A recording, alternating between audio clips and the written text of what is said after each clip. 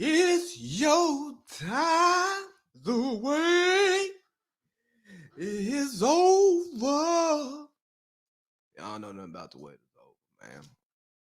I'm back though.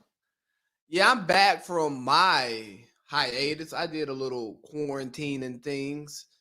But I'm back on the pod, man, and I got a full show for y'all today, man. I got a lot of stuff that I want to talk about. I'm going to talk about my journey across the country, some COVID stuff.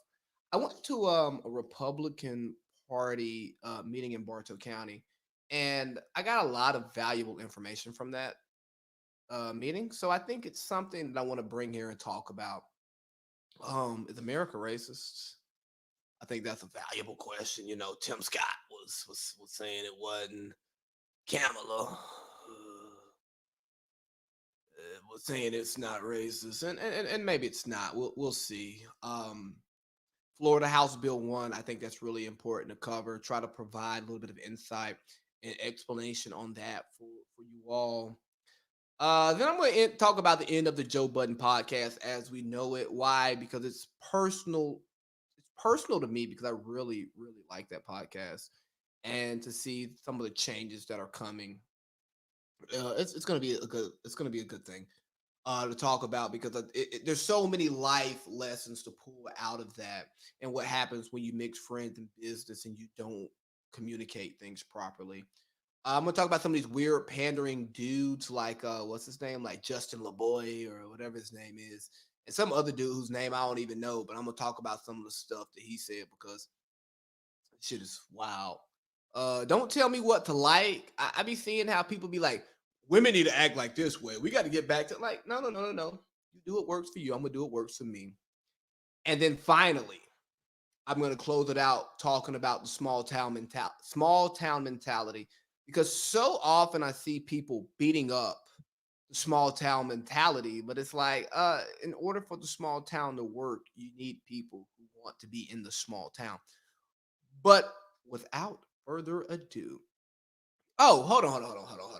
Before I go crazy, I want to say thank you to Black Bartow Incorporated. I had the opportunity to host your Sip and Shop event a couple weeks ago. It was a great opportunity, man. I was so happy to go out there, see some people from my hometown, you know, mingle, do all of that good stuff, shake hands, kiss babies. Not really, because we're in the middle of a pandemic, despite how people are acting in the great state of Georgia. And also, Juneteenth's coming up. You know, the drip was never not for sale, but it's on the website, bigbabythegoat.com. You just go to merchandise and you can put in an order for your Juneteenth shirts. And is there anything else? Oh, yeah. Like, subscribe, rate, review, all of that stuff, whether it's on YouTube or it's on Apple Podcasts or Spotify Podcast or wherever you check your podcast, however you listen to the big baby. But hey, it's the big baby. And I'm back. And the wait is over. Even though I say the quarantine is over, I'm still quarantining because listen to this, man. I was living the good life in California, and you know, mask on, social distance, not really being around many people. And the people that I was around were, for the most part, people in a small group who I kind of knew what they were doing. I don't even last 2 weeks in Georgia, and I get the darn coronavirus. I mean, got to be more careful. Done caught COVID, and you know, I've been quarantined. I've been isolated, you know, by myself in the crib, me and Big Gucci. Um, but I'm feeling okay now. I'll tell you, the worst days of COVID, I don't wish on my worst enemy or my ex that I hate. And I don't really hate any of my exes. I'm just talking crazy, but like seriously, like I don't wish that on anybody, man. It was terrible.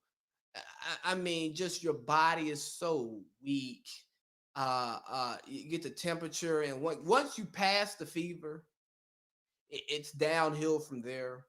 But while you're going through that phase, I mean, I could just feel it every joint in my body, knees, ankles, calf muscles, thighs, backbone, neck bone, mud bone, all of that stuff, man. It was terrible. But like I told anybody that I came into contact with, bro, I trust my immune system. I really do. And I am young. I'm active. I eat right. You know, I drink a lot of water. I take vitamins just day in and day out. So I'm like, if I get it, I'll fight it, and I'll be okay. Now, again, that doesn't mean you should go out here and be irresponsible, and it doesn't mean that I was out here being irresponsible. But what I'm saying to you is, if you take care of yourself, it's nothing to be afraid of. But if you can avoid it, man, look here. I'm gonna tell you to avoid it. There are many things I could think of that I'd rather have than COVID-19, and I advise you to move in a responsible way so that you don't contract the novel coronavirus. Be a part of the solution, not the problem. So before I contracted COVID, I went to a Republican Party meeting in my hometown of Cartersville, Georgia. I thought that it was important for me to go for a few reasons. For one, Brad Raffensperger was there. I'm pulling up my notes right now. Excuse me. Brad Raffensperger was there, who is the Secretary of State of the state of Georgia, right? And you know, he caught a lot of scrutiny for how he handled the election and the vote, the counting of the votes, and all of that. He was supposed to find some votes that didn't exist, and his party was really upset with him. Members of his party were disappointed. Leaders of his party were really let down by him because he didn't find these votes that didn't exist. Not that they would have swayed the election, but nonetheless. So I went because I'm like, what is the Republican base gonna say to somebody who is who they are? He's one of them. He's Republican as well, but he's not. He made decisions that the party is not a fan of, right? So make sure you go to bigbabythegoat.com. Juneteenth shirts, yeah, got that drip for sale. But so the first thing I got from the meeting was, boy, oh boy, people are angry, right? And here's what I'll say.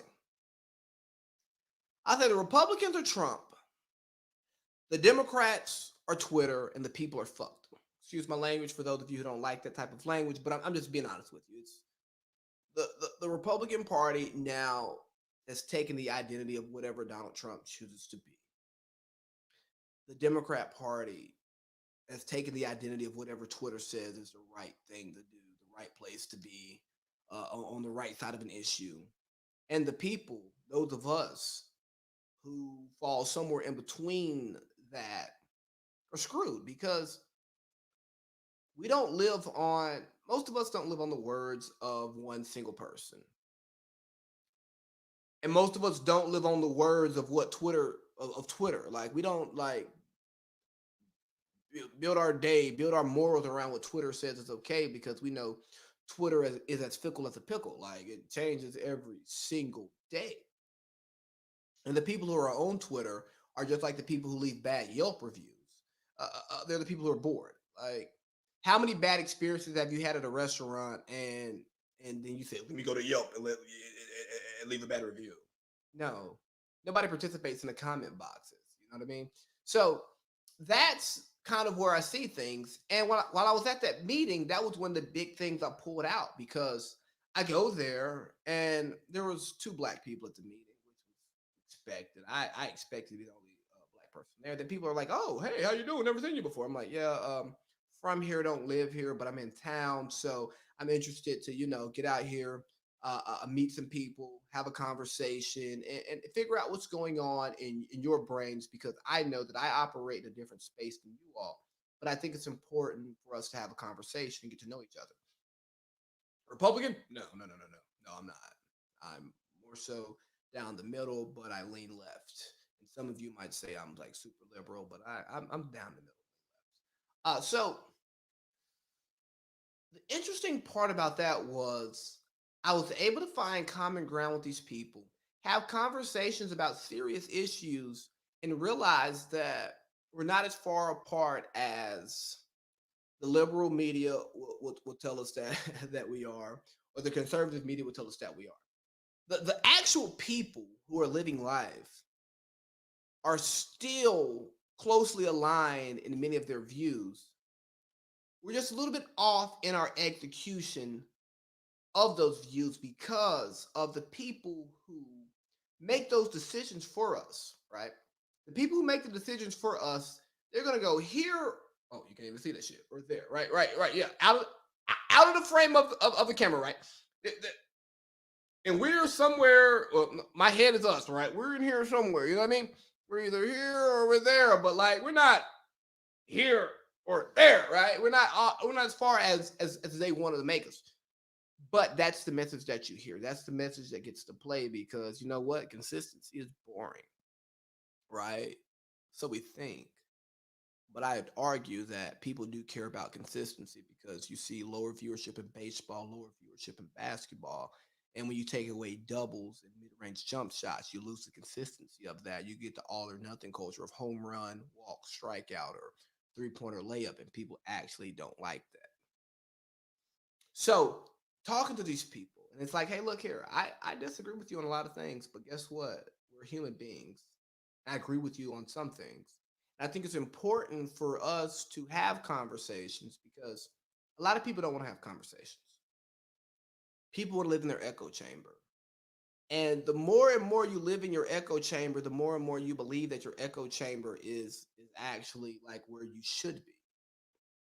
And no, bro, you should not operate in an echo chamber. You should operate in a place that your ideas, your values, even your morals sometimes are getting challenged because now that gives you the opportunity to rethink your stance, rethink where you fall on these issues, and maybe you get closer to right because as much as we want to say that we're right all the time, we're not. As much as you want to say, well, my side gets it right, or by the people I believe in, they no, we all mess, we all, all have sinned and fall short of God's glory, right? So that means that all of us are wrong sometimes. It's okay to be wrong, but it's not okay to be around people who will tell you that you're always right. And again, that's why I went to the meeting. Why? So my values, my ideas could be challenged, but also so that I could challenge the ideas, the morals, the values of the people in the meeting. But let me tell you, it was angry as hell in there. And the language that was used, for me, I found it super problematic to getting us to a place to actually work together. When when you get so caught up on winning, especially in politics, you get so caught up on winning and not actually getting the best result, you lose sight of what you're doing it for. You got people who like, man, let me tell you, Stacey Abrams. You say Stacey Abrams' name in that meeting with anything positive, you might as well have just prayed to the devil. Because them folks had nothing. I mean, nothing good to say about Stacey Abrams. It's like, well, yeah, Stacey Abrams and the liberal Democrats, they did. What did they do? They mobilized, they met the people, and they enfranchised a disenfranchised group of people, and it swayed an election. That's what happened. It changed what Georgia looks like nationally. But the thing about what Georgia looks like nationally versus what it looks like locally is totally different because Georgia is still red on the inside. It's just blue in Atlanta, Fulton, Cobb look like it's gonna turn blue. Gwinnett, like the Atlanta metro area is blue, but the state itself is red as the blood in my body. So whoop! That's a joke. I'm not a blood or a crip. I'm not gang related. So that's what I saw there. And again, the rhetoric that was being spoken on the microphone from the platform, from the leaders who were there, was totally different from the rhetoric that is spoken to the people when you have a one-on-one conversation with them. And I look at it like the internet. The internet will tell us that we are so far apart. Tucker Carlson will tell us that we're so far apart. Chris Como will tell us we're so far apart. Whoever it is on MSNBC, I don't listen to that shit. That tells us we're so far apart, but we're not as far apart as you think we are. But because we live on our computers, we live on our phones, we live on the internet, we don't live in a reality. We don't see that. And if you get out here and you start living in reality, you get out of your echo chamber because see the what is it called the algorithms. The algorithms will lead you to believe that the world looks the way that you want it to look, not the way that it actually is. You know what I mean? You're seeing the trees, but you're not seeing the forest when you're dealing with the algorithms. And the algorithms, as much as they're giving us what we want and what we think we need, it's actually doing damage to us because we're not getting competing points of view. And again, I think it's so important to have that. But let me get back to some of the other stuff. There was a lot of anger, a lot of divisive language. Where, like, again, the middle ground existed in the real conversations, but it didn't exist on the podium.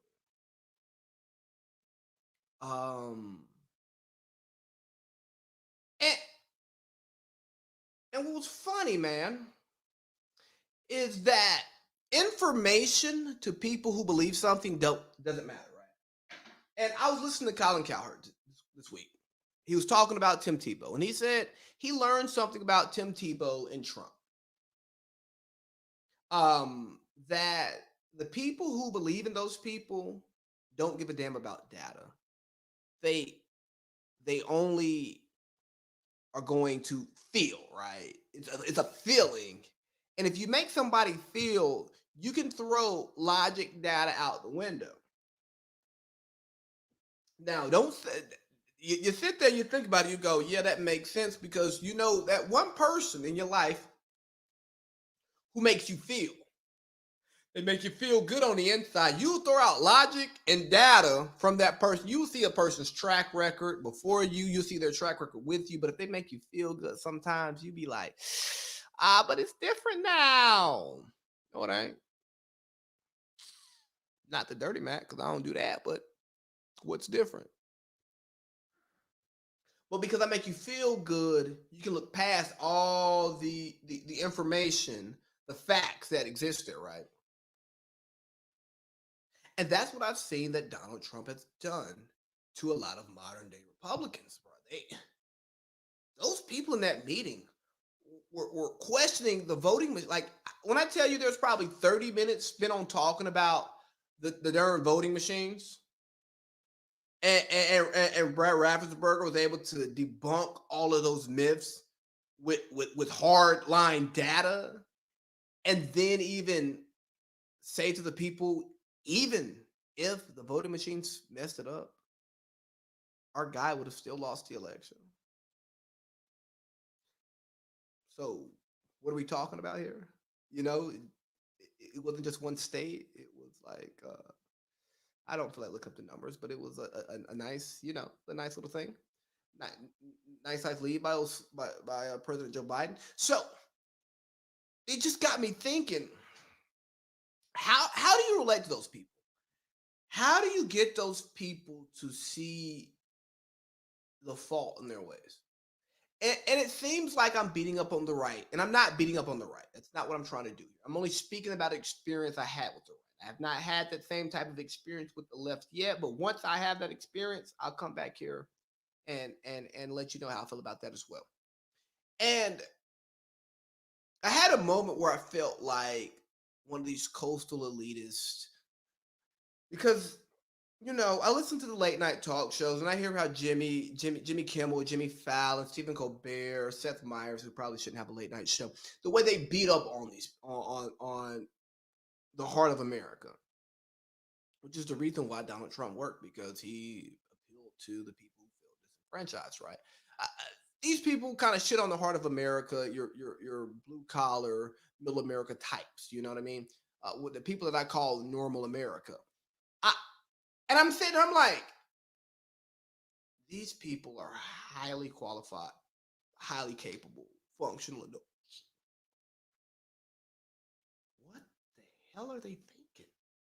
Like, how do you believe this nonsense? How can you believe that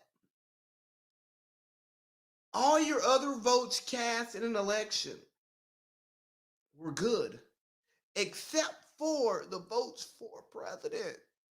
Everything else on the ballot was AJ squared away. You had no issues with everything else on the rest of the ballot. You only have an issue with one part of the ballot. That don't check out.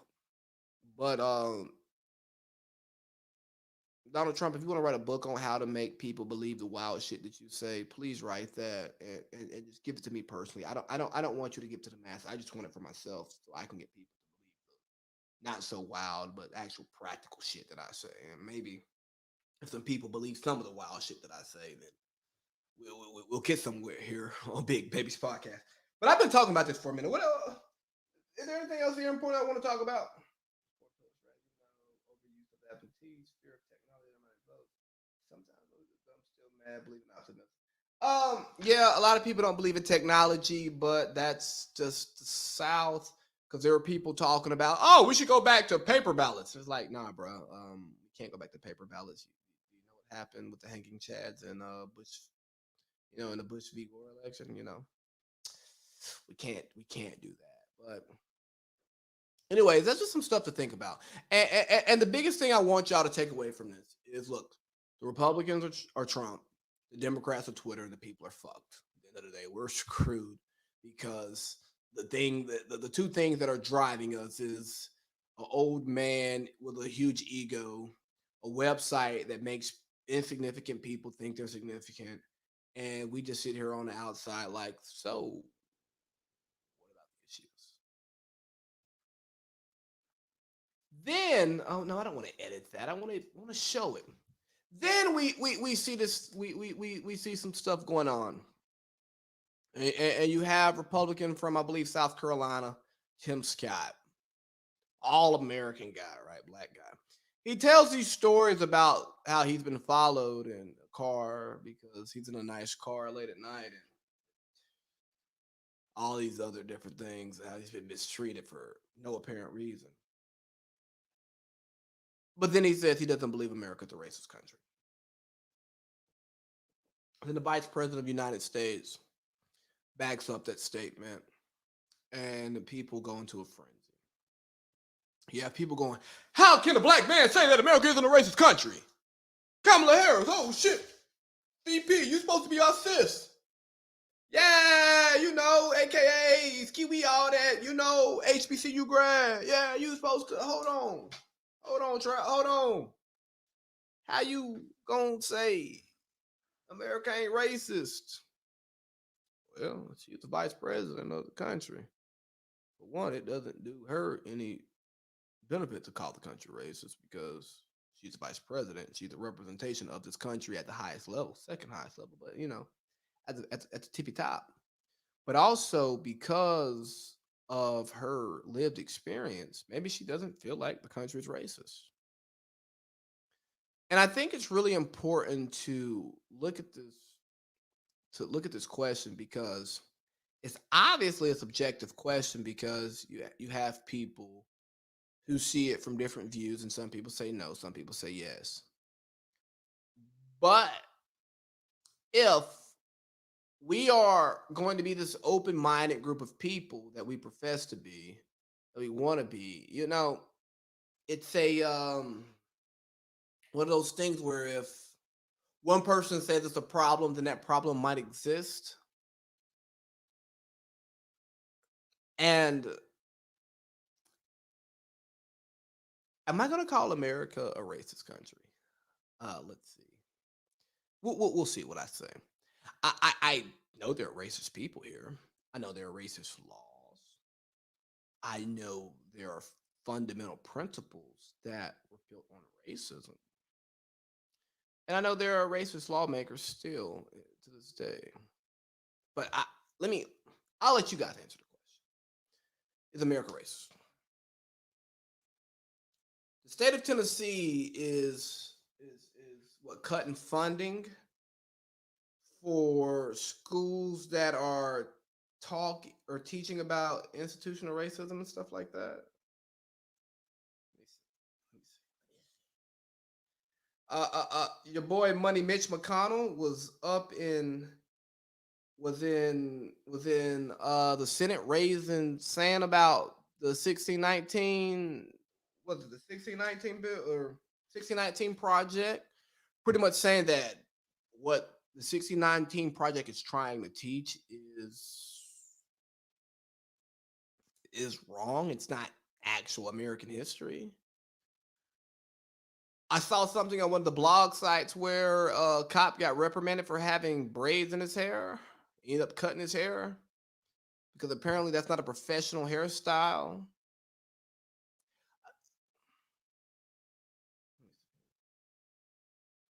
Let's go to the post. I don't care what this woman says. Following, and I got this from Hollywood Unlocked. Let me cite my sources. Following several days of fiery debate, the Senate voted 25-7 for the ban one day after the House easily passed the bill along partisan lines in Tennessee's GOP-controlled legislature. House Bill 5580 SB 0623 officially cleared the General Assembly last Wednesday. One of several to pass. Okay, whatever. The legislation allows the state education commissioner to withhold funds from schools and districts where teachers teach certain concepts about racism, sexism, bias, and other social issues that are a part of the nation's history. As the news site notes, the measure says if the education commissioner finds out a school is knowingly in violation, the commission will withhold state funds from the school until the school provides evidence that they are no longer in violation of the rule. So, if I'm teaching about issues that exist in this country, because racism is an issue that exists in America, not just racism towards black people, not just racism towards Asian people, not just racism toward Latinos. Uh, uh, uh, the, racism exists. And here's the thing: let's just accept it. It doesn't hurt anybody to say that, hey, this exists here. But if you turn a blind eye to a problem, the problem only grows and you never get towards a resolution. Maybe those who are in power are of that racist belief and they will turn a blind eye to it because they don't want to be a racist, because or being a racist is being worse than being a rapist in today's culture. And they don't want to change it. So if we don't acknowledge it, then it didn't happen. Now I told y'all a long, long time ago when y'all was saying we got to protect Kamala Harris. I said we ain't got to protect nothing. She got to protect us, black folks. I'm talking to black folks right now. I told y'all we ain't got to protect us. She got to protect us. She gonna be fine because she's doing well for herself. Her track record shows that she's not here to protect us, but y'all want to protect her. Yeah, no, no, no, no, no. You need to protect us. And but that's y'all sis, black girl magic. Yeah, that's y'all girl. I know. But when you see things like this going on in Tennessee, it really goes like, hold on, why can't we teach about this? Mitch McConnell, why were you so upset when people are trying to push the 1619 project? This is not our history. This is not America. We should not be teaching this. We should be teaching about Revolutionary War and the Civil War. Well, what was the Civil War about, Mr. McConnell? It's the war of aggression. Excuse me? About states' rights. States' rights to do what? Hold slave? Oh. What color was the slaves? Oh, black, huh? And so here's the thing. We have to retool our minds. We have to understand that everything that we've been taught has been taught from a singular perspective. And the beautiful thing about life is that something can happen from multiple perspectives. Look at your relationship right now. If you have a significant other or partner, How many arguments have you been in where you felt like you did absolutely nothing wrong, but your partner felt like you did something wrong?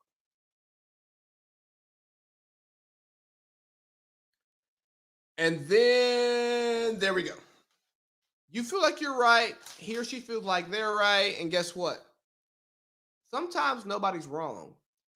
You just have a different perspective on things. And that's where we're going here.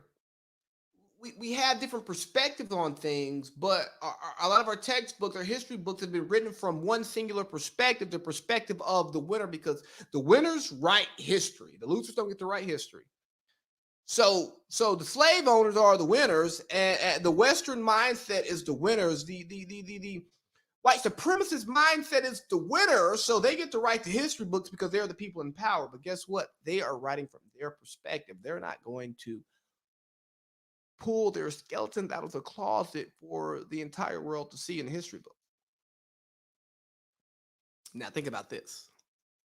I'm not saying we throw out their perspective because I think that perspective is important, even if it's not totally true. It's their perspective. It's what they believe to be true. And if you believe something to be true, I want to know what you believe to be true in order to understand you. Now all we got to do is just take a history book from the other side. Different perspective, different point of view,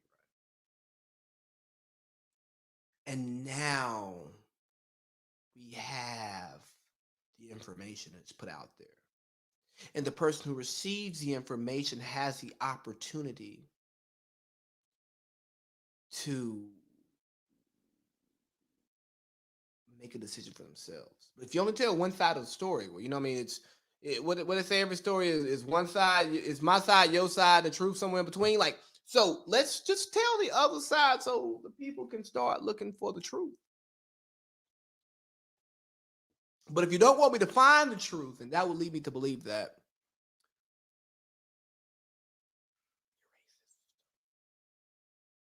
but I don't like to throw that racist word around because that's who. Lee, I told you, being a racist is worse than being a rapist. You don't want to call somebody a racist, so I'm not going to throw it around. But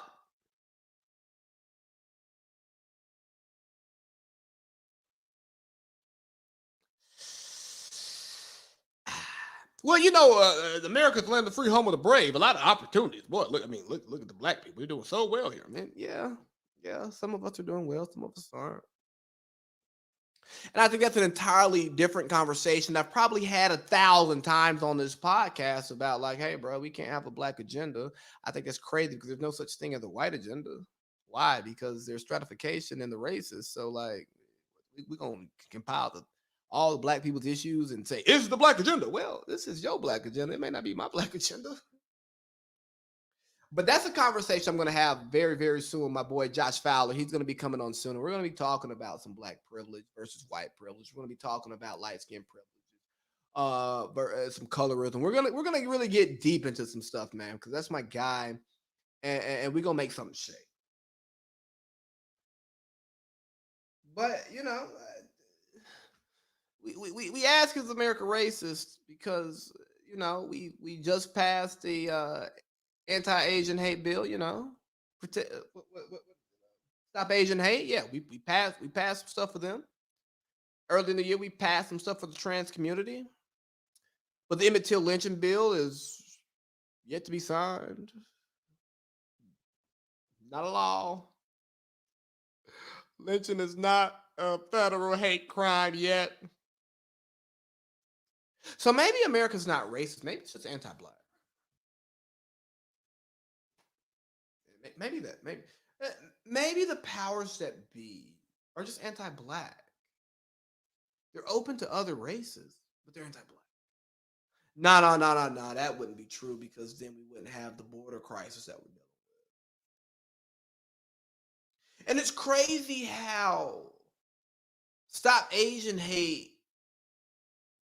became like we're gonna beat up on the black people who have like done some bad things to Asians, and we're gonna make this a Stop Asian Hate thing. It's like, well,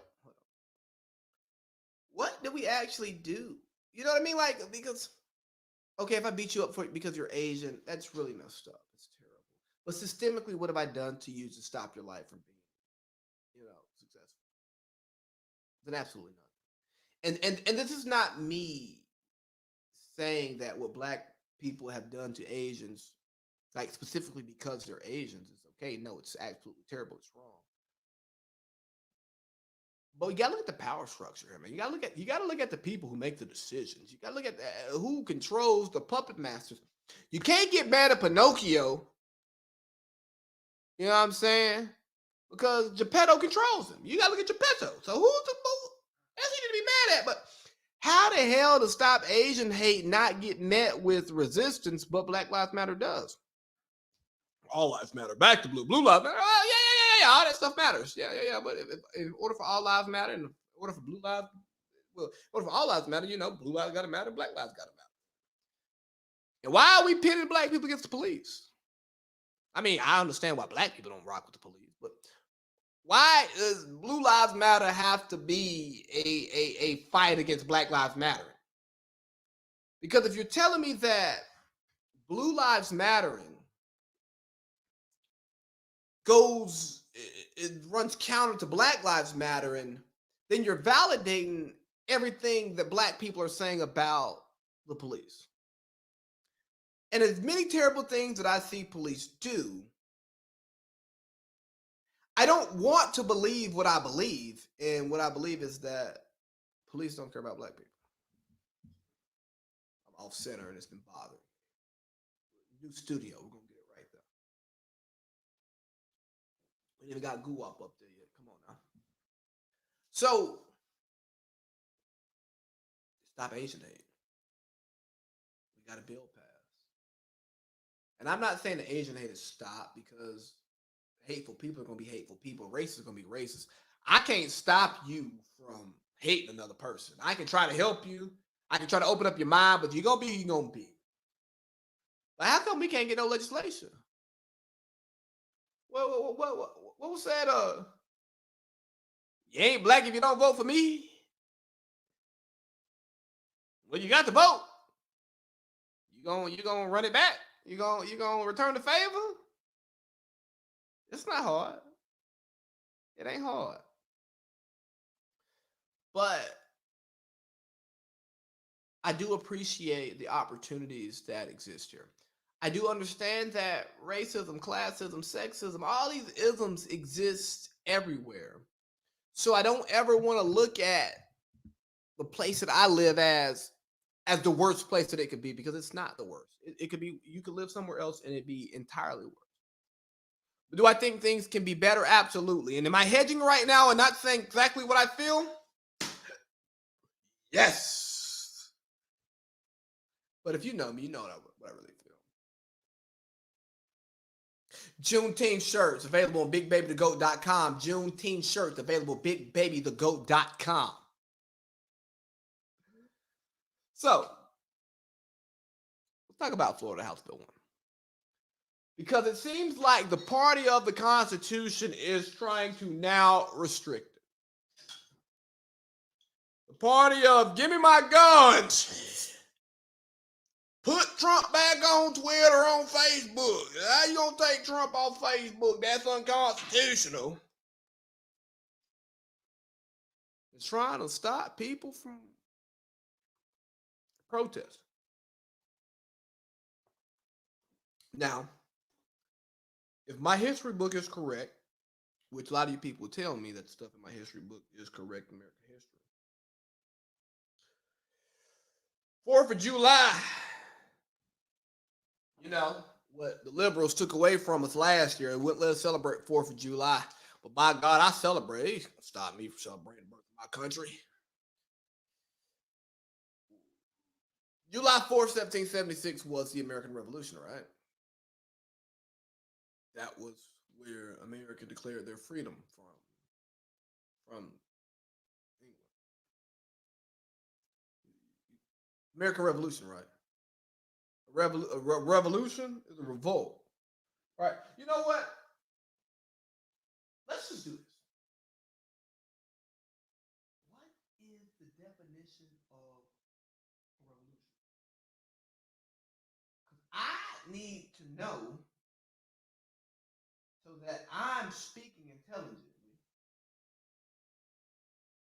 on the subject. Revolution. A forceful overthrow of a government or social order in favor of a new system.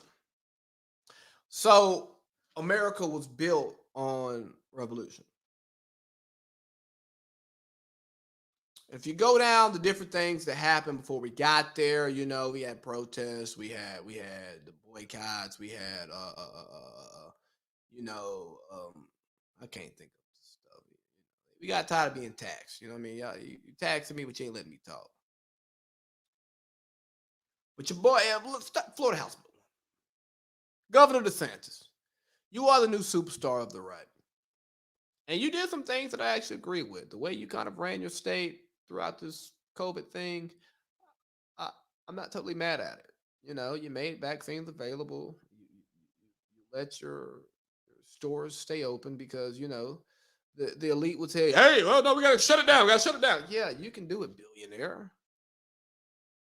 You can take this L, but the thousandaire can't. So I'm not going to sit here and just say everything that Rick DeSantis does is dumb. Everything he does is wrong. But when you sign a new anti-riot bill, which is cloaked, which is really just you saying, hey, all that George Floyd stuff y'all did up in Minnesota, y'all ain't bringing that shit to Florida. All that BLM stuff I saw in D.C., Atlanta, and even in my state of Florida, nah, that ain't happening here. When you sign that bill into law with police behind you, it's like, hold on, what are you trying to say? You're bringing back law and order. Right, it's Florida. Y'all ain't got law or order down there. Like, come on, bro. What are you doing here? Know your state. But that's what DeSantis chose to do, and we're going to talk about it. That's good, OJ. So let's look at. I'm gonna look at a summary of the bill. I'm not gonna read the whole 30+ page bill because we'd all fall asleep. House Bills 1, combating public disorder. Combating public disorder. So now you want to tell me how to express my First Amendment rights. You want to tell me how I am supposed to protest something I don't like. Here's the beautiful thing about protest. You protest in order to make people uncomfortable. Now, if my protest is comfortable for you, I'm not going to get a response out of you because you can continue to live your life as is. So why in God's name, I shouldn't use his name in vain, why in Sam Hale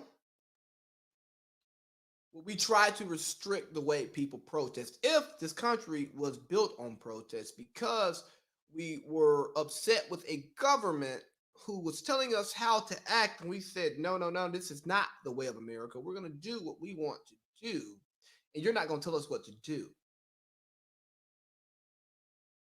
Oh, it's not the actual rights themselves. The rights only should exist if the end is the end that the power structure wants. So, what you're telling me is that the country built on rights, the country built on, freedoms, is restricting freedoms because maybe there are people who are upset with the actual issues. Now, here's the beautiful thing about this. This is what I love about America, is that people have a voice. Now, how loud that voice is a conversation for another day, but it gives people a voice. And I'm not necessarily speaking to every American, and I also understand that the people in power, I won't say power begets power.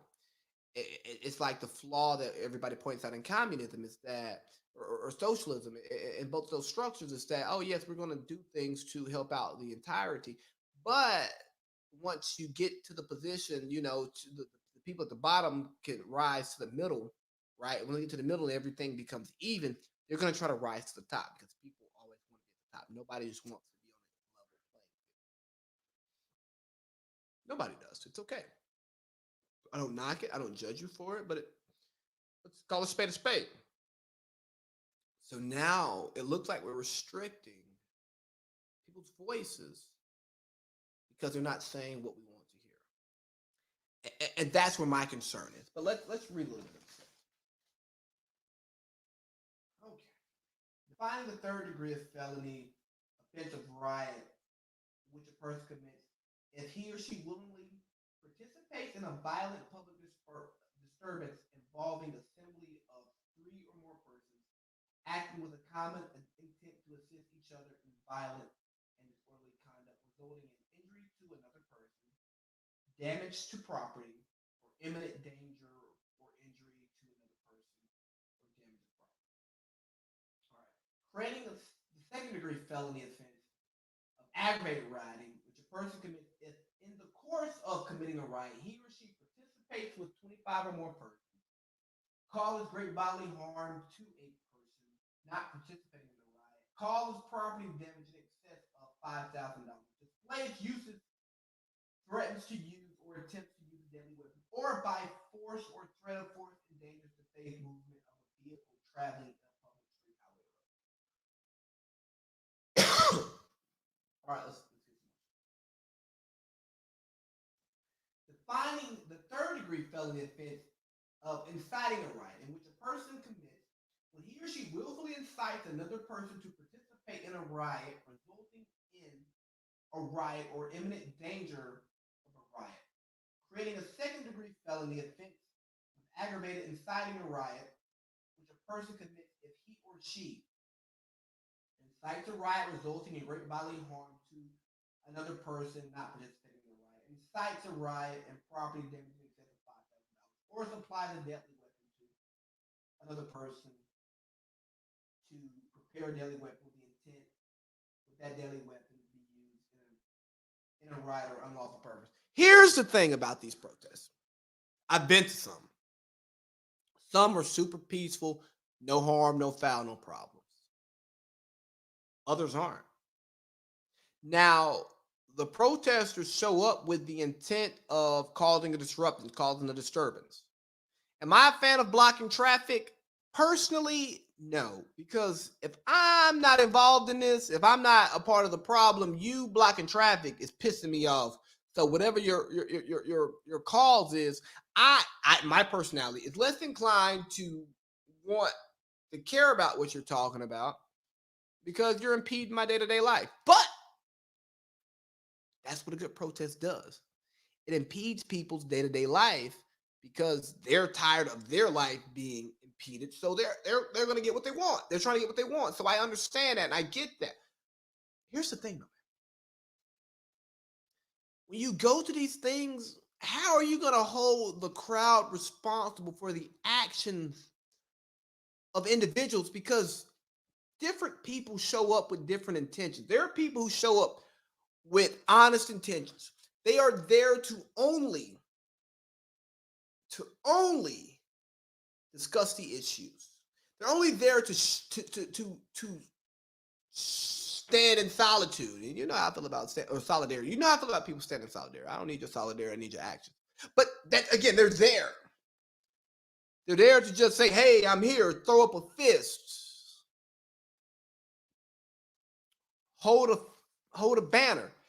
But at times, there are other people who are there to raise hell. And it's like, hey, bro, no. I'm not here for this. That ain't me. That's not me. That's not what I'm doing. But now you're going to hold me responsible for the actions of that person? You're going to call my protest a riot because one person steps out of line? You're going to protect drivers who may run over people? Because look, I almost got ran over at a protest. I wasn't even like involved at the protest yet. I was walking to find like the central station of the protest, right? And people are marching in the street. And the car has just said, nah, bro, I'm driving. And I'm just trying to cross the street, get to where I'm going. I almost get hit by this darn car. Now the ignorant of me was ready to kick it, but I said, "No, man, I got a job. I can't be doing that. I can't be messing with the money. So I'm just gonna, keep my head on straight. We still here, yeah. All lives matter. Black lives don't matter, right? Like, you know what I mean? So I kept my cool. But then I went to another one that same day, and people were popping firecrackers in the direction of the protests that were not in the streets yet. They were yelling obscenities. They were yelling disrespectful things. They were actively combating the protesters, which again, if that's what you're there to do, that's what you're there to do. But here's what I'm afraid of. Rick DeSantis, Governor DeSantis, whose side are you going to take if a peaceful protest is happening, but then it turns violent, and because of your numbers, what, 3 or 4 people, it becomes a riot. There, you got 25 plus people, it becomes a second-degree felony riot. Whose side are you going to be on if it goes left because somebody doesn't support what the protesters are protesting, and they started, and then the people with the most, the protests with the most people, they end it. So now we're gonna call it a riot. Now we're gonna lock all these people up and possibly take felony charges, all because they're upset with something. I look at it like this: if you have to make laws, your anti-riot laws, your new Jim Crow laws, to keep people in place, you got to bring the police up there with you. The people, the people that the institution that the people who are typically out here protesting, and sometimes protests do turn into riots. And I don't support riots. I really don't. I understand them, but I don't support. If these are the people who you're going to bring there with you to show your strong arm, why don't you try to figure out what the issue is, why they're upset, and fix that as opposed to blaming it on the people? It's like when somebody's drunk and does some dumb shit, we want to blame it on the alcohol. No, we need to blame it on that person because that person felt that way. They just did it drunk because they couldn't do it sober because they ain't had a heart to do it. And don't get me wrong, alcohol is a reason because again, it takes off your filter, but it's not an excuse. Like, so hold on. You said this about me while you was drunk. Yeah, I meant it. And I just was not able to say it sober. Well, I was drunk, and you go, "Oh, okay." No. We actually gotta get to the root of the issue.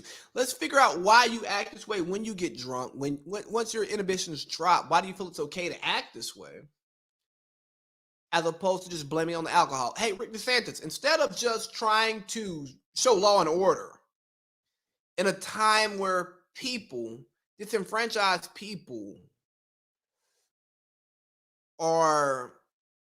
don't feel comfortable with law enforcement,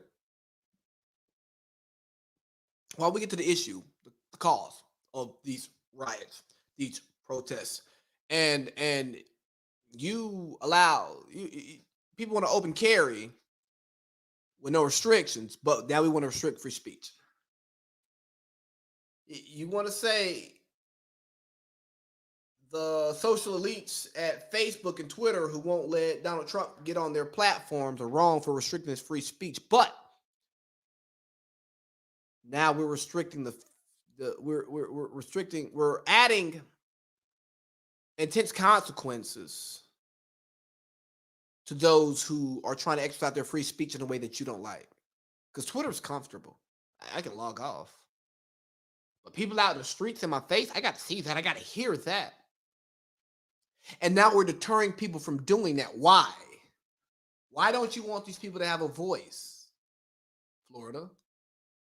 And Florida's not the only state. There are 34 states that are coming up with similar legislation. And hopefully it doesn't pass because, look, man, in order to maintain order, you need chaos. You need a little bit of chaos. Because what's orderly for you, what works for you, may not be what I want. But we need some chaos. We need some balance. And I think we're getting to a place to where we act like balance is not a thing. We want to dismiss balance. We want everything to be our way or no way. It's like the election. Oh, we lost. Oh, it was fixed. But if we won, we would have won it all outright. No, we need balance. We need winners. We need losers. We need second place. We need seventh place. Sometimes we need protesters. Some would argue sometimes we need rioters. Our country was built on protesting and rioting and war. But now that people in the country have issues with the country and they want to use the same means that the country was built on to express that's our ethos. That's who we are at our core. Why are we mad at it? Oh, because we don't like the actual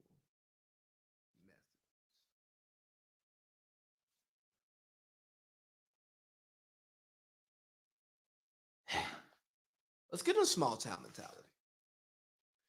I saw a super interesting post on the Book of Faces this week. And for the people who shared it, reposted it, don't think I'm taking a shot at you and your way of thinking. I totally understand it. But I'm taking a shot at your way of thinking because I totally disagree with you. So the post said, I don't hate my hometown. I hate the mindset of the people in it. And for the people who feel that way, I ask you, how much time do you spend in your hometown? What do you know about the people in your hometown? And where do you live? And do you understand the mindset of the people who live in the town that you live in that are from there? Because the funny thing about a lot of places, like when you go to these cities where people actually move there, right? You go to your Atlantas, you go to your Los Angeleses, you go to your New Yorks. I mean, you can even go to a city like San Diego that is a bit more transient than you believe, right? You have the culture of the people who live there, and then you have the culture of the people who are from there. And there is there are a lot of similarities between the people who make the city function versus the people who come there to capitalize off of the city, right? So when I hear people being bothered by a small town mindset, understand that you don't have a small town if you don't have some people with small town mindset. People who are not as aspirational or look to be upwardly mobile. There's nothing wrong with that because see, the way this thing works is nobody's on the same level. No one will ever be on the same level. There will always be people who are better at things than others. There will be cities that are better at things than others. Like California gets to have high taxes, gets to have high cost of living, high property value because it has great weather year round, especially Southern California. Omaha, Nebraska can't do the same thing because the weather sucks. It's close to nothing. It's kind of how it works. But there are things that Omaha, Nebraska can do that New York City can't do. You know what I mean? And that's the beauty of it. So when you are wanting to poo poo on your small town, understand that maybe your small town is a small town because it doesn't have the amenities of a large city. Or maybe it's close to a large city, and that large city is sucking up all of the oxygen from your small town. But don't shit on the small town for being a small town. You know, if everybody wanted to be an entrepreneur, if everybody wanted to be Elon Musk, Jeff Bezos, then nobody would work for Elon Musk or Jeff Bezos. And guess what? If you don't have somebody to take out the trash in your office building, I highly doubt you close the deal because your building's gonna stink and nobody wants to walk into a stinking ass building. We need unskilled laborers. We need skilled laborers. We need entrepreneurs. We need creatives. We need all types of people. We need great managers. We need great leaders. We need great company men. We need people who work for a company and are pissed off the entire time they work for the company because they're trying to buck the system. You need all of that. You need small towns. You need suburbs. You need rural areas. You need big cities. You need these metropolitans. You need all the metropolis. You need all of this stuff in order for society to function as it is. So don't be mad at the people in a small town for being the way that they are. Maybe they're not as cultured as you are. But guess what? They may be more comfortable in their lesser situation than you are in your better situation. And guess what? That's okay. Some people are more than comfortable just moving out of their parents' house, getting married, raising a family, and that's it. Everybody doesn't want to go from middle class to high class or working class to middle class. Everybody doesn't want to do that. And even if everybody did, guess what? It still wouldn't happen for everybody because that's just the way the world works. So instead of being upset with your small town or the small town mindset, be upset with yourself for expecting more from people than they expect from themselves. Be upset with yourself for expecting people to want to be great. Guess what? The beauty in you being great or trying to be great is the fact that you want to do it.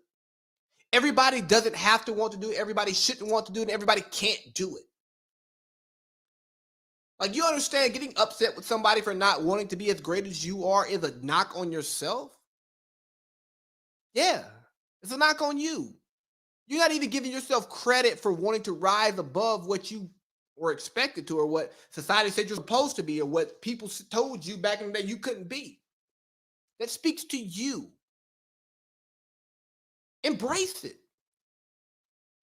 I think we have this issue with people who don't want to embrace greatness, right? They want to normalize greatness. They want to normalize being in the top 10%. No, that's not normal. Being exceptional is not normal. Everybody's not exceptional. Most people are normal, some people are subpar. But being exceptional is a great thing. And if you are exceptional, you should embrace it and love it. I'm not telling you to be a snob and look down on people who aren't, because that's what a lot of y'all like to do. I'm telling you to say, hey, this is where I'm at. This is where I want to be. And I love it up here. And you know what? If you guys want to come up here, you should try. All of y'all won't get here because everyone's not built to be up here. Because if everyone's built to be up here, then nobody would be up here. We would all be down here. You know what I mean? We would all be the same. But we're not. So let them live. Let them cook. But understand that you're that nice building you work in. You don't close deals in that building if it smells bad. You don't close deals in that building. You know what I mean? If the pipes are leaking. Understand? Like, how you expect to get your oil change, Mr. Leaders, Mr. Six Figures, Mr. I ain't never touched my car, Miss I barely even put my own gas. Like, how do you expect to take care of yourself or pay people to take care of you if everybody's trying to be where you're at? It doesn't happen that way. It's levels to this shit. Like Meek said, it's really levels to this shit. And it's okay. It's okay. The levels are okay. There's nothing wrong with the levels. You just shouldn't look down on people who aren't at the same level that you're on. All right. Then some more pop culture top stuff. Man, these pandering dudes. These Justin LeBoys, and this is other dude. I don't understand them. And I'm not a fan. So you see, you got on Justin LaBoy, LA Boy, whoever this man is. He had Sweetie on there talking her nonsense about Quavo and this and that and whatever. Who cares? Then you have JT from the City Girls on there talking about broke dudes don't deserve to have sex because of energy and all. Like, what? So every dude you don't fuck got money. Every rich dude you got giving you good sex. Bro, dude, I never broke you off something proper. Like, understand it. Like, sex is essential to life. So trying to relegate sex to rich people is absolutely crazy. They have enough that the rest of us don't get to enjoy. So they're not gonna, no, they're not gonna get sex. They can't. No, absolutely not. Sex is for everybody. Now, are there people I think out here that probably shouldn't be having sex because they have it irresponsibly and they bring kids into the world who don't deserve bad parents? Yes, yeah. But I'm not. I'm not. I'm not gonna be that guy today. But back to these dudes, and like the other dude, he gets on there like, you really think taking a girl out for a date gonna get you some draws? You gonna take on vacation, you need to pay her bills. You know, like, whoa. Look here. I will spend a certain amount of money for your attention, but understand that if I'm spending money for your attention, you become a commodity and you're no longer a person. And I look at you like I look at this phone right here or this microphone that I'm talking on, that now when I want to use it, you better motherfucking work. Why? Because I paid for it. And it's property. Guess what, bro? Women aren't property, they're people. And they deserve to be treated as such. Now, taking care of a woman is one thing. Taking care of your woman is another thing. And I'm not telling people not to spend money on women. I'm not telling people not to trick off because it ain't tricking if you got it. Tricking if you got it. Everybody know it ain't tricking if you got it. Juneteenth shirts on sale on the website for only $20, baby. It ain't tricking if you got it. But to try to say that I got to take you on vacation just to get to know you, for one, that's wild. Women don't you shouldn't expect stuff like that. You should only expect stuff like that if you can give it. But I like just think about going on vacation with a complete stranger. What? We're gonna go in isolation somewhere where we may not be able to get away from each other? Nah, bro. What if I don't even like you? What if you ain't cool? It ain't even about the money, which I mean, no, it's about the money too. But if I don't know you and I don't like you, I don't want to be somewhere with you for 3 days nonstop. I think that's a bit much. I'm not gonna pay your bills just to get your attention. You pay your own bills, just like I pay mine. Now, every woman deserves a dinner at least once. I mean, yeah, a woman deserves a dinner, but a Birkin, a bill, no. But here's where I think it gets sick: is for one, anytime I see men shitting on how men go about getting women in an open forum, I have a problem with. And look at me being part of the problem because I don't care how these guys get women, but I'm just talking about the stuff that they're putting out. Is that it's dirty. You don't not how no man is getting a woman, building his relationship, building his family, finding his queen, whatever it is, to the woman. Now, if you want to talk shit about him to him around a bunch of men, then that's cool. But to put another man's way down that's not like actually physically abusive and stuff like that, like bro, that's not okay. And for these guys who are doing that, like it's pretty weak because what you're doing is you're building a platform off of the city girl mentality, this hot girl summer shit, because you know it sells. But are you really doing that? Are you really spending that kind of money? And if you are, bro, how much you making, bro? What are you doing to make that money? Because I'm trying to figure it out. I know the platform can't be paying that much, bro. You got bills to pay out there. You got a life that you got to live. And are you living a good life? Like you spend all this money on this damn woman. You paying all of her bills and your bills. Well, that means you only got one woman. Because if you got two, three, bro, I know you ain't maintaining all they bills. Like you a bad mother. Watch your mouth if you doing all of that now. But hey, bro, stop pandering to these women. And again, if that's what you're gonna do for your woman, you do that. Have at it. But stop pandering and putting other men down for the way that we go about our business. Because hey, baby, I'm not paying your bills. I'll pay my bills.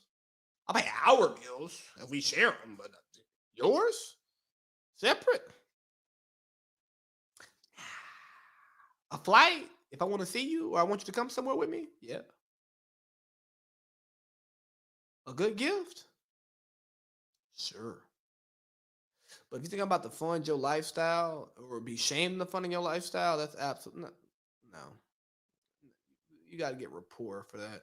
And here's the thing: If I'm spending my money on you, I'm probably not spending my time on you. But again, more importantly, when you buy things, you treat it like property, you don't treat it like a person. So when you buy something, you want it to work when you want it to work and when you need it. And when you're done with it, you just toss it to the side. So, ladies, is that what you want to be? Do you want to be a piece of property? You want to be treated like a piece of property? Because if that's what you're into, hey, fellas, $50, $50, $50, hey, $100, $100, $20, $20, $20. We'll start doing women auctions out here. We just start auctioning y'all motherfuckers off to the highest bidder. Sold to the man in the Juneteenth shirt. $20, bigbabythegoat.com. $20, bigbabythegoat.com. That what you want? We gonna bring back slave auctions? That wouldn't sound like to me. Speaking of women, don't tell me what to like. Do not tell me what to like. I'm really tired of people getting on the internet saying, women, y'all need to act like this. Hey, ladies, act however you want to act. And you're going to attract what is into that. Stop telling me, hey, man, you shouldn't want no girl. Like, no. I'm going to like what I want to like and what works for me and my personality and my sensibility. Now, if you don't like that, that's fine. You ain't got to mess with her. I'll mess with her. Because she's what I like. My type. Yeah, my type. Yeah. But the idea of people to come out here and tell other people what their type should be is absolutely nuts. Like, what entitles you to tell me what's good for as a woman and what's not? You can tell me what's good for you. You can tell me what works for you, but you can't tell me what works for me, bro. Do you even know me that well? Do you know my personality? Do you know what I'm into? Do you know what makes me tick? Do you know how I act? Nah, you don't know how I act.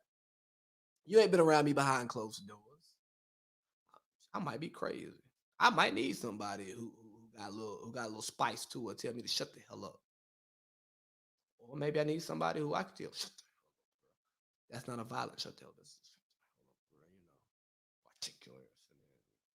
articulate. Maybe that works for me. But people gotta realize that what works for you, and what works for me works for me. And we gotta keep that stuff separate. And we can talk about some of the commonalities of it, but like, bro, all these women need to go back to what it was to old days. No, they don't. Women need to be whoever they want to be. Chivalry dead? No, it's not dead. I mean, does everybody do it? No. Society has changed, bro. You can open your own goddamn door if you want to. If you want the door open, open it. Well, independent woman, right? Well, that bitch get fucked by a nigga, right? Yeah, you do whatever the fuck you want. You can open your own door. Pay for your own gas. Pump your own. Yeah, pump your gas. What you pumping for? You independent woman? Pay your bills? And I told y'all, I love her because she got her own. She got her own. She got her own. It's cool, I got. Like, bro, y'all wouldn't kill a Neo for saying, hey, bro, I like a girl who gonna take care of everything, bro. Oh, yeah. Why should I do it, man? What? Give me an independent woman. She got her own thing. That's why I love her. Miss Independent. Oh, yeah, she got her own thing. I gotta do is spend a little bit of time with her. I just want some time. There's nothing wrong with wanting that. There's also nothing wrong with wanting somebody who wants to take care of you, pamper you, and you are the provider. Find out what works for you, and don't let other people tell you what works for you. You find out what works for you, and you do that. All right, I think I'm. Here's my last topic. And I didn't know if I was going to talk about it because I put it on here and I was supposed to talk about it in an earlier block. And I kind of played with it once. And I didn't really like the way I went about it. But the end of the Joe Budden podcast, as we know, I was able to catch the Joe Budden podcast apparently before it got taken down and put on Patreon, where Joe Budden essentially fired Rory and Mal over a podcast. And if you are a fan of the podcast, you've heard the tension over the last couple of years. It goes and it comes. And the thing is, bro, it was a great podcast while it lasted. I mean, the vibe, the chemistry they had was absolutely amazing. And as somebody who has a podcast and I've done podcasts with friends, the vibe that they have was something that I was always trying to build with my podcast, man. Because what me and the pod crew do is when we started, that's what I was looking for. Friends with different personalities, different points of view, and we all come together and we talk about the things that we care about and we create a vibe for you, the consumer, right? And to see this end is partially saddening, but it's also an eye-opening experience because guess what? When you mix friends and business, you got to make sure the communication is great. And I think my friends who I bring on my podcast, they know exactly what they offer. They do the work prior to the episodes, but they also understand that hey, this is my podcast, it's not theirs. Do they know they're part of the creative process of what I do? Yes. Do I tell them what they mean to me? Absolutely. But is money off of this right now? No. Am I spending all of the money on this thing? Yeah. And I'm okay with that. But I also know that if it ever came to a point that they become paid contributors to this podcast, the roles that they have will be clearly defined. And it's not just going to be defined by a contract, it's going to be defined by our relationship. We're going to talk about it, you know? It's going to be like, hey, it's a reason why this is called Big Baby's Podcast because it belongs to the big baby. Yeah, because it belongs to me. So guess what? I'm going to make the decisions that I think is best for Big Baby's Podcast. I'm going to expect you to understand and respect that even if you disagree with it. Will I give you the option to tell me how you feel? Maybe, maybe not. But if you're compensated, will I maintain whatever level of compensation that I promised you? Absolutely. But I think that it's important to not let people who are a part of something feel like they own it, right? It's just think about this, right? Because what it all boiled down to was Maul and Rory wanted to see the accounting, the bookkeeping. They wanted to act like they were owners, but they weren't owners. And Joe felt like they weren't even putting in the work as co-hosts to even do that shit. But even if they did put in the work to make a great show, it's like, hey, bro, like you're not, bro, it's mine. Like you're not. What you gonna do? Walk into because we friends. You think you could just check me on this shit, right? But you wouldn't do that at your job. You wouldn't. What Rory was suspended for a week and then takes 5 more weeks off. Maul takes all 6 weeks off with Rory and then think that's okay. And then they don't show up for the podcast that came out today. Like, oh, no. We ain't showing up because we were mad. Like, hold on. Would you do that at a regular job? Because if you did, you get fired, which happened to them. And it's unfortunate to see what's happened, but that's what happens when greed gets involved. That's what happens when there's a lack of communication. And I'm not choosing a side here. I'm just pointing out what I see. And as a fan, I'm hurt. I'm hurt to see the podcast ending, but am I shocked? Absolutely not, because I listened to every podcast they've done together for like the last 4 or 5 years. So guess what? You could hear voices changing, you could feel energy changing, you could see how certain people wouldn't talk about certain things. The podcast lost its umph. The shit that we listened to it for, it wasn't there anymore. That happens when people get money. That's what happens when people create relationships. That's why, bro, I don't know what I'm gonna do with this podcast when it really takes off, when it really becomes my like full time job. Like I want to create relationships in multiple industries so I can get access to information, so I can have different guests come on. At the same time, I don't want to be in love with these people.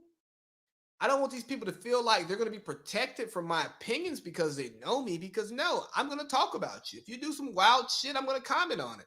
If you do some stuff that I think is foul, I'm going to talk about it. If you hit the headlines, I'm going to talk about it. Especially if it's a spicy, juicy story and people want to hear my opinion on it, I'm going to talk about it. Hell, that's why I'm talking about this now because I've had a couple of people ask me, well, how do you feel about this? My thoughts are Rory and Mal stepped out of line, bro. Like, y'all are co-hosts. This ain't y'all's podcast. Joe, could Joe probably done a better job of conveying that message early on based on what I've seen? Yeah, probably. But at the end of the day, you can't be a worker, take a worker's mentality, and then want to be a boss when the money comes in. Nah, baby, you got to be a boss with or without the money. And that's a credit to the people that I work with on this podcast, bro. Like, they demand a certain level of respect from me. They demand a certain level of time from me. They demand a certain level of they have a certain expectation for what I'm going to put into the show, and I have a certain expectation from them, and it's always been reciprocated from my regular guests, and that's Wayne, Chew, Candace, Joel, Eric Boyd. Yeah, those are and those are the staples, and those are the people who I talk to about growing this thing and making this a something, making this something. And and I look at them as more than just reoccurring guests because I want them to have a full-time role here on what we're building, you know? But that communication is so important that you're always communicating your thoughts, your ideas, your values, and then you're also carrying your weight and being who you are to the podcast. You have to be what you're expected to be. And if you want more, you better make sure you're carrying that much weight. And if I ever lose sight of what my people bring to this podcast, hey, all y'all slap fire to me. Y'all let me know. Because I know I got a solid team and I love my team. And there are other people who I've wanted to make a part of my team, but guess what? Their commitment wasn't there. They weren't ready to treat this the way that I treat it. Because do I eat off this right now? Absolutely not. But if I had my way, is this how I want to make my living? Talking into this microphone right here every single day? Yes, that's what I do. That's what I want to do. So I take it seriously. And I'm not asking everybody who comes along on this journey to take it as seriously as I do, but God damn it, what I expect from you, what I ask from you, you better bring it. And if you don't, what are you doing here? You're not prepping, you're not bringing topics, you're not doing research. What am I doing? What are you doing here? You're upset about some contractual stuff, but you don't want to have an open conversation about it? What are you doing here? Guess what? You can be replaced. Everybody's replaceable. Almost everybody. Like I talked about earlier, the thing about being great, the thing about being exceptional is there not many people who are exceptional. Most people are cogs in a machine, and once you break down, we will replace you. And the biggest thing I got from the ending of the Joe Budden podcast, as we know it, is that people on that podcast did not realize that they were replaceable. Will it have the same vibe? No. It won't. It won't be the same. But will it be worse? I listened to the episodes with the other hosts. No. Still a good show. It's just, oh man, I gotta get to know these new characters who I don't know yet. That's all. But that comes with time. It comes with listening. And so I hope everything gets worked out because they are friends. And I know getting fired on air would probably sit some type of way with me, with my friend. And I would love to see them back on the podcast. And more importantly, I ain't trying to pay for the podcast every month. Damn, Joe, I got enough expenses. But if that's what it is, that's what it has to be because of the legal stuff. So, man, here's what we're going to say. Communication is key. And my communication skills are subpar. I admit they're subpar. I live off of implicit communication to believe that everybody understands what I'm thinking when I'm thinking it, and they don't. So I'm going to work on my communication. And I challenge you to work on your communication. Communicate with the people that you love, the people that you care about, your friends, your coworkers, your boss, the people who may work for you, all of that. Make sure you're communicating, because if you're constantly communicating, everything figures itself out. Like if people know what you're thinking because you tell them what you're thinking, they can't get mad at you when you think it. And there's less assumptions when there's communication. And you know what happens when you assume things, you make an ass out of you and me. So in order to not make an ass out of ourselves, let's just make sure that we communicate. Instead of clowning Rory and Maul or Joe for this happening, let's take this as a learning lesson to make sure that we communicate with the people that we love. We communicate with our friends so that things don't build up over time, and we actually can nip the issues in the bud because we've talked about it. You know what I mean? I've been trying to tell y'all this whole podcast. We got Juneteenth shirts on sale at bigbabythegoat.com. Yeah, bigbabythegoat.com. Shopify, but equal rights. You know, the shirt is there. Put in your orders, $20 a pop. We're gonna have them booming and bunking. So I'm back. I'm back. I'm gonna do an NFL hour and let's talk hoops this week by myself because I'm selfish and I want to talk about some stuff by myself. But come next week, we'll have guests back on Big Baby's podcast. We'll have some guests on NFL hour, and we're definitely gonna have some guests on Let's Talk Hoops because we got content going crazy. You know, post draft, getting into the real NFL off season, gearing up for the NBA playoffs. Will probably be Let's Talk Hoops every week. Hopefully, it's me boinking EB every single week, but if not, it'll be me with one of them getting into the playoffs because, man, look here, it's going to be a lot going on, a lot of stuff to talk about, a lot of stuff that y'all need to hear. I hope y'all miss me. I hope y'all happy that I'm back. Like, share, subscribe, rate, review, comment, do all that stuff, man. Run up my mentions, run up my algorithms. You know what I mean? Big Baby the Goat 23 on Gmail. Excuse me, on YouTube. Big Baby the Goat 23 on YouTube, and all content is available on bigbabythegoat.com. You can find all my podcasts, all my YouTube videos, all my Instagram posts, all of that stuff is on my website at bigbabythegoat.com, and all of my merchandise, bigbabythegoat.com. We got a lot of new stuff coming for you. Got a business meeting coming soon with the young King Chew. So we're gonna have some, like I said, we're gonna have some stuff coming for y'all. Make sure y'all go check out the Don't Let It Smoke You interview. That's on my YouTube page. If you can't find it on YouTube, just go to bigbabythegoat.com and it's up, man. I love y'all. Right. Subscribe, rate, review, all of that. Big Baby's podcast, bigbabythegoat.com. Big Baby,